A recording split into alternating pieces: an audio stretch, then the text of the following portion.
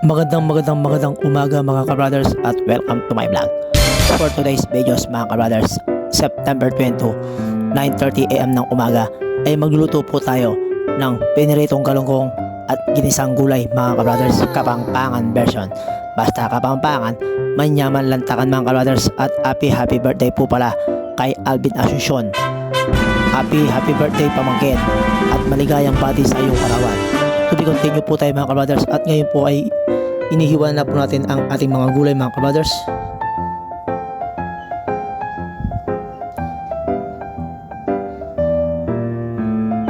At bago po natin hiwain mga ka-brothers ay ugasan muna natin ng mabuti ang ating mga iluluto at gagamitin ingredients or gulay mga ka-brothers. At ito mga ka-brothers ay nasa carrots na po tayo. Inihiwa na po ang ating magandang carrots mga ka-brothers, napapakulay po sa ating ginisang gulay. At isunod na natin ang ating kamangyang na tawag sa Kapampangan ay sitaw.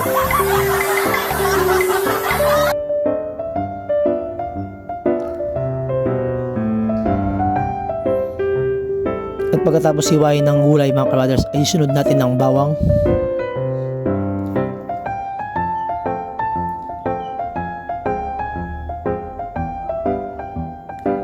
at sibuyas mga ka-brothers.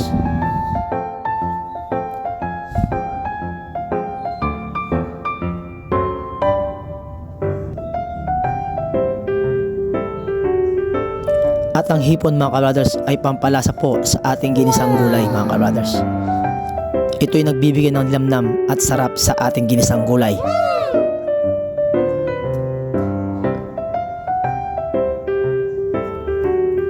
At eto mga ka-brothers ay inihiwalay po natin ang ating ulo ng hipon, dahil ito pitalatarin natin para lumabas ang aroma at ang linamnam ng hipon mga ka-brothers. At ngayon ay aasinan na po natin ang ating galunggong para iprito. Maglagay na po tayo ng mantika mga ka-brothers sa ating pagpiprito.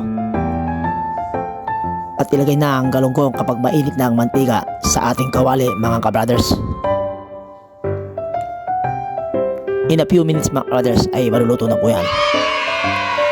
Kapag naging golden brown na po ang ating mga isda mga ka-brothers ay kailangan po natin itong ialis sa ating kardero, baka ito ay madulok.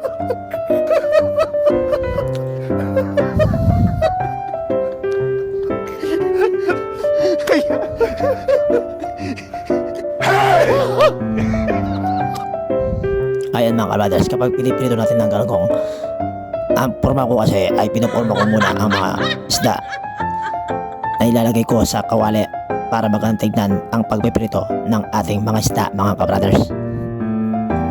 Ayun, ilagay na po natin ang ating bawang, sibuyas mga ka-brothers sa pagigisa ng ating gulay.